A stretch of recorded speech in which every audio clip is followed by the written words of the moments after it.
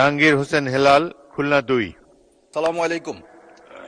মাননীয় স্পিকার, আমি শেখ জাহাঙ্গীর হোসেন হেলাল, আমার নির্বাচনী আসন 100 খুলনা 2।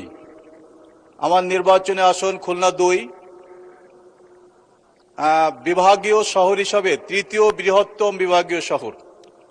এই শহরের অনেক বিষয়গুলো গুরুত্বপূর্ণ, জনগুরুত্বপূর্ণ বিষয়ের অবকাঠামোগত অনেক বিষয় আছে। তার মধ্যে অন্যতম হচ্ছে যে বিষয়টি এখন জনগণের চলাচলের জন্য যে রাস্তা, সেই রাস্তার ক্ষেত্রে আমরা যেটা লক্ষ্য করেছি, এই বিভাগীয় শহরের প্রবেশদ্বার পূর্ব এবং পশ্চিম প্রান্তে যেমন রূপসা ব্রিজ, যেটা খানজান আলী সেতু নামে খ্যাত, এই ব্রিজের গোড়া থেকে রূপসা পর্যন্ত এই রাস্তা যেরকম তার মৃত্যু এত খারাপ যে মৃত্যুফাত খানাখন্দকে পরিপূর্ণ। একইভাবে আরেকটি প্রবেশদ্বার যেটা আজকে দৃষ্টি আকর্ষণের বিষয়, সেটা হলো পশ্চিম দক্ষিণ প্রান্ত থেকে সেখানে একটি নির্মাণাধীন গল্লামারি ব্রিজ নামে খ্যাত এই ব্রিজটি 68.7 মিটার মাত্র, যেটা 25 সালে নির্মাণ কাজ শেষ হওয়ার কথা।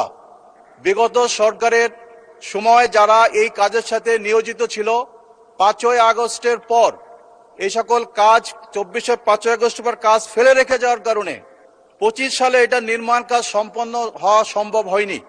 সেই কারণে আমি সংশ্লিষ্ট মন্ত্রণালয়ের দৃষ্টি আকর্ষণ করছি, জনগুরুত্বপূর্ণ লাখ লাখ মানুষ এখান থেকে যাতায়াত করে। ওই ব্রিজটি সম্পন্ন না হওয়ার কারণে ওখানে যথেষ্ট জনদুর্ভোগ দেখা দিয়েছে। সেই কারণে সংশ্লিষ্ট মন্ত্রণালয়ের মনোযোগ আকর্ষণ করছে, অতি সত্বর এই ব্রিজটি নির্মাণ কাজ সম্পন্ন হওয়া জরুরি। ধন্যবাদ মাননীয় স্পিকার।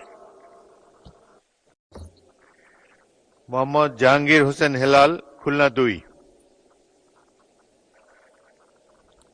সালামু আলাইকুম। মাননীয় স্পিকার, আমি শেখ জাহাঙ্গীর হোসেন হেলাল, আমার নির্বাচনী আসন 100 খুলনা 2। আমার নির্বাচনী আসন খুলনা 2 বিভাগীয় শহর হিসাবে তৃতীয় বৃহত্তম বিভাগীয় শহর।